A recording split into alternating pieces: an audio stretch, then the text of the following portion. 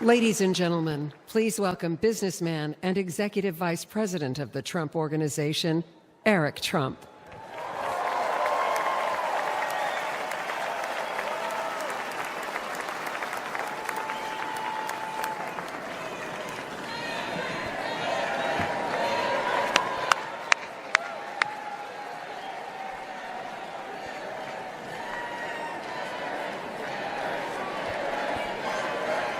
Good evening, America.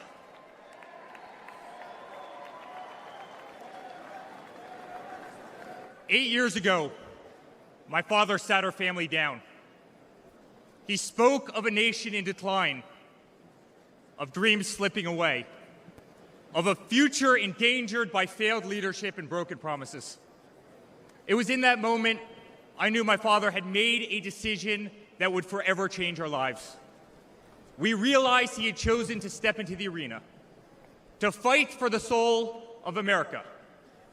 He had decided to leave behind the comforts of an unbelievable business empire, to leave behind everything he had ever built, to answer the call to serve our nation. Unlike his predecessor, it was not a decision born out of necessity. Unlike the current president, it was not a decision that would enrich his family. Rather, it was a decision made out of love for this country and a deep concern for America's future.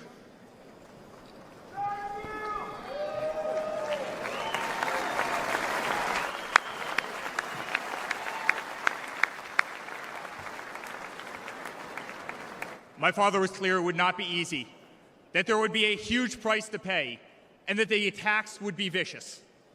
Looking back, that was an understatement. The made-up Russia hoax, the sham impeachments, the efforts to destroy an unbelievable company, a company that I run today, the efforts to cancel us, to silence him, to gag his free speech, and to drag him through every radical left courthouse in America, to take his life. Yet through it all, he's shown unwavering courage and determination, not just in public, but in every private conversation with me and our family.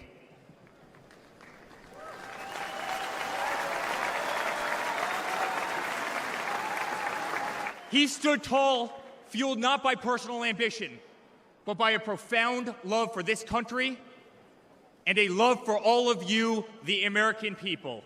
That man is my father. That man is the 45th president and soon to be 47th president of the United States. That man is Donald J. Trump.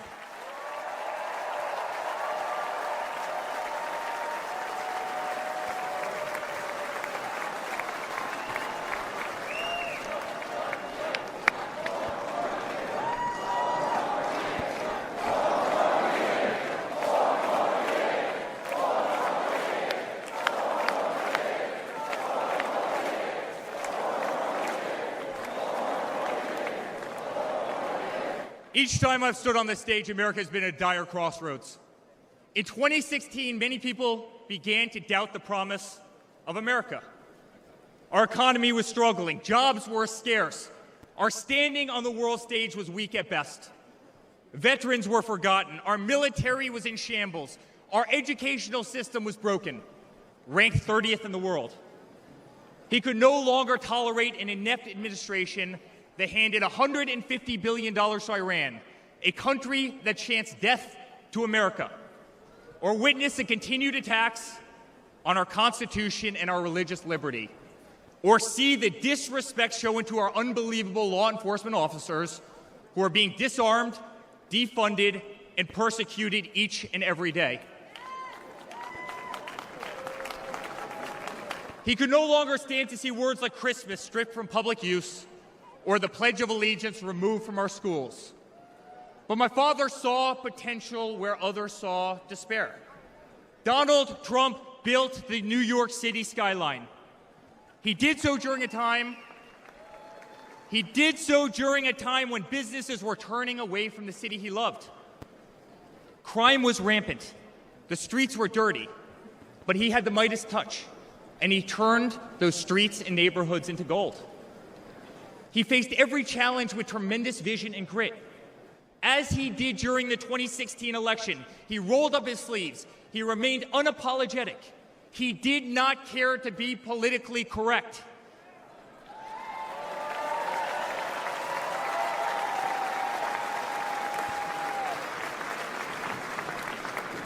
He restored hope. He restored a voice to millions of Americans who had been ignored. He restored the American dream. Under my father's leadership, the economy climbed to record heights. Jobs were created at an unthinkable pace. Unemployment reached historic lows across all demographics. Wage growth soared. He cut taxes for hardworking families and businesses. He slashed regulations. We saw the greatest 401k increase in American history.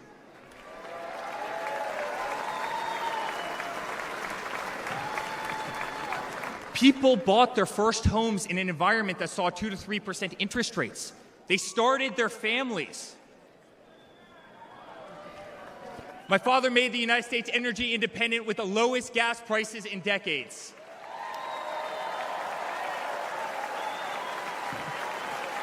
My father made the United States safe. Our borders were closed. There was peace in the Middle East. Soleimani, al-Baghdadi, the terrorists were dead.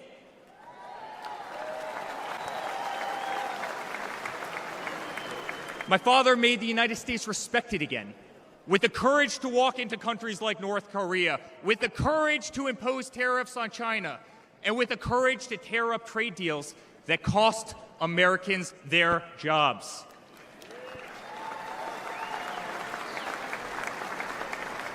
He brought manufacturing back to America. Small businesses flourished. He did what he promised. He put America first. We were winning. Donald Trump made America great again.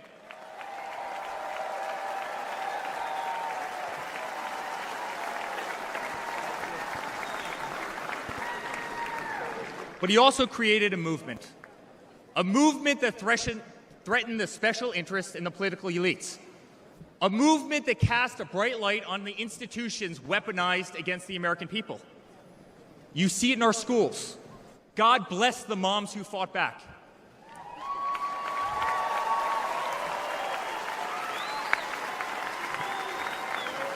You see it in your workplace. You see it on every news station, in every newspaper. You see it in the military. The most iconic military installations on planet Earth are stripped of their identity and renamed. Fort Bragg, Benning, Fort Hood. You see it in Hollywood. You see it in our two-tier judicial system. They don't even hide it anymore. My father has been censored. The former president ripped off Twitter, Instagram, and Facebook while terrorist organizations remain intact. My father has been persecuted, targeted by far-left Democrats funded by special interest groups and hand-picked judges. My father has been pulled off the ballots of states, radical justices attempting to defy the will of millions of Americans who adore who he is and what he stands for. My father even became the target of an assassin who almost killed America's single greatest hope for our future. The swamp is terrified of this incredible movement. They're terrified of it. They're terrified of you and the tens of millions of people watching us on TV right now. They've tried everything to keep him from you, everything, to destroy his legacy, to destroy his family. They have failed, and they will not win.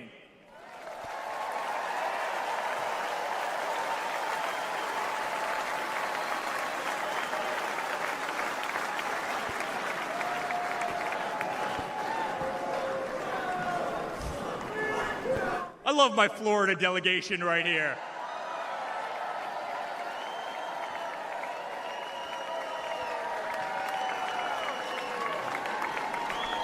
Thank you, guys. My father stands before you with the most votes of any Republican candidate in the history of our nation. He has defied the predictions of every political pundit. He fills stadiums across our country. He energizes Americans to the issues facing this nation and does so with unvarnished honesty. He is not a threat to democracy. He is a threat to those who despise our republic, many whom are bought and sold, bribed and coerced, people who have never signed the front of a check and who have been dependent on the government their entire adult lives.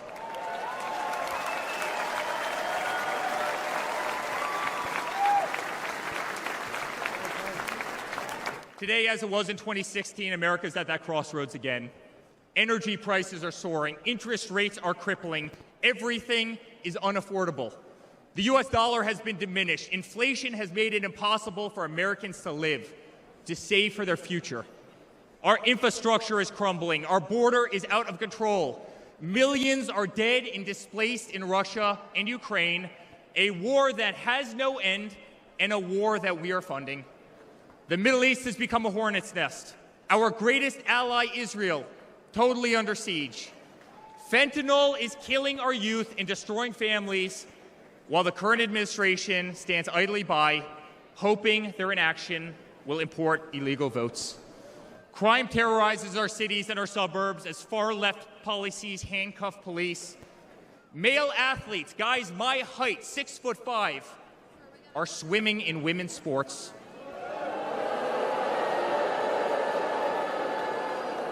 Destroying the dreams of young girls who have trained every minute of their lives. We no longer trust our elections. We no longer trust our judicial system. And we no longer believe that our government is working in our best interest.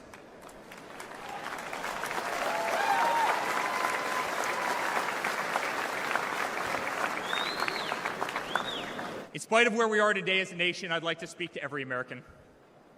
To the homeless veteran sleeping under a bridge as illegal immigrants are housed in the most expensive hotels in New York. I'm sorry. We know it's wrong, and we will fix it.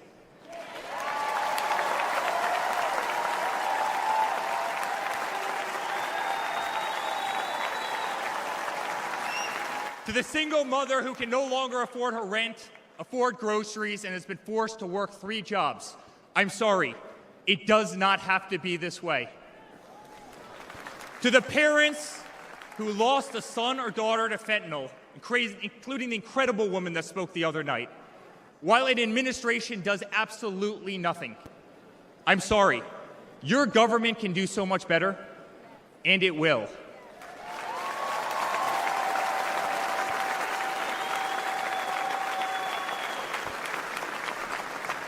To the children who are being brainwashed instead of learning the fundamentals in school, I'm sorry. There are teachers who care, and my father will empower them.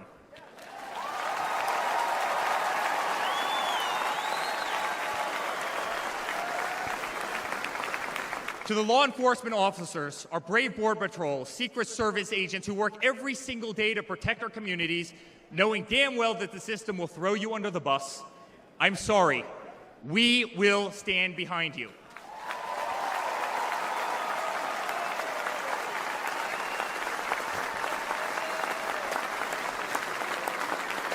To commuters often petrified to take a bus, take a train, or walk the streets in cities across our nation, I'm sorry. That man right there will fix this.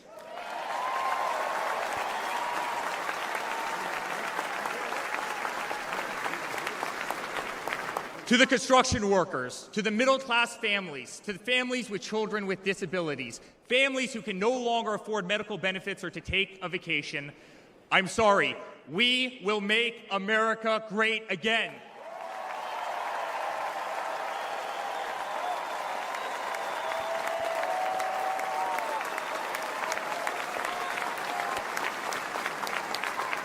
And to my father, who has been ruthlessly silenced, slandered, and attacked by a corrupt administration, I'm sorry.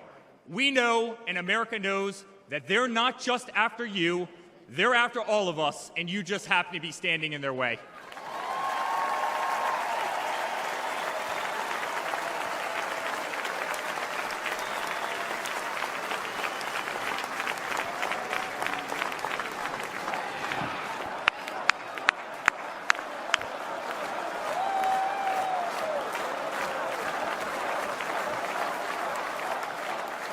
To all Americans watching tonight, the greatest retribution will be our success.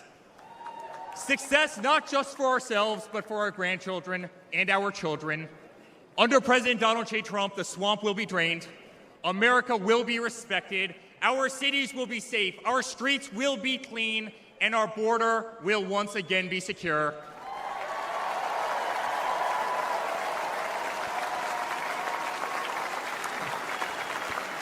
We will have peace. We will have prosperity.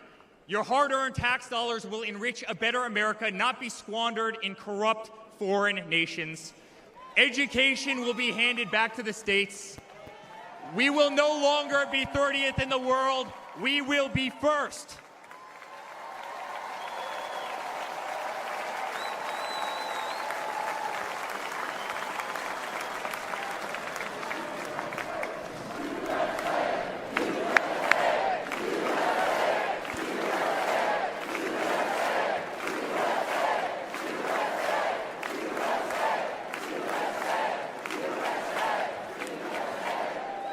Our children will understand family, our children will have values, and our children will love God.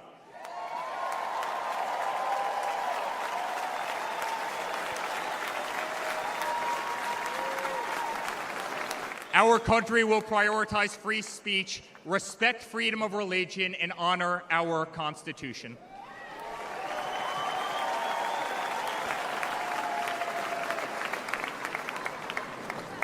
As his son, I've never been more proud of a person in my life. A man who has defied all odds more than once. A man who believed in the promise of America when others turned away. A man who saw a nation in need of a champion and answered that call with unwavering determination and courage.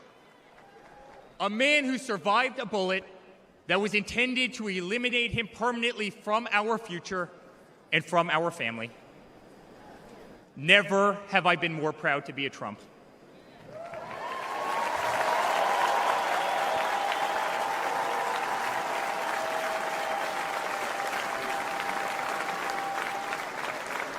Never have I been more proud to stand by my father's side. I remain incredibly honored to be part of this journey, a journey with all of you, a journey to save the greatest country on earth, a journey with the most incredible people I have ever met. Dad, 5 days ago, Laura, Luke, Carolina, and I held our breath as we saw blood pour across your face. By the grace of God, divine intervention, and your guardian angels above, you survived.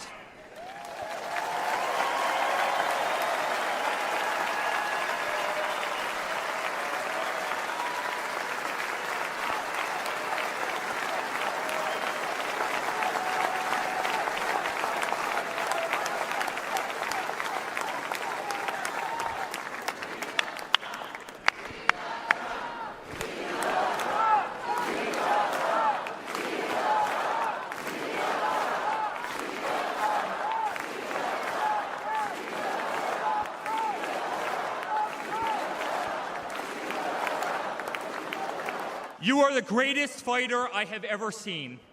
You are strong, you are full of life, and you are unapologetic. Your optimism is contagious. Your backbone is unbreakable. Your conviction to fight for what is right and against all that is wrong is truly next level.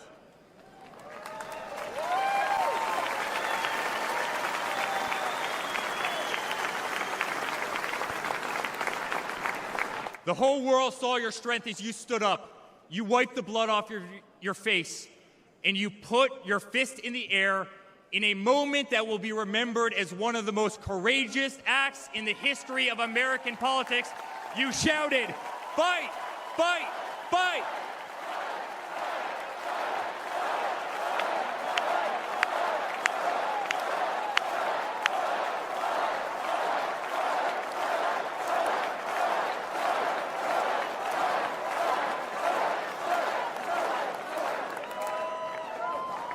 I'm honored to be your son.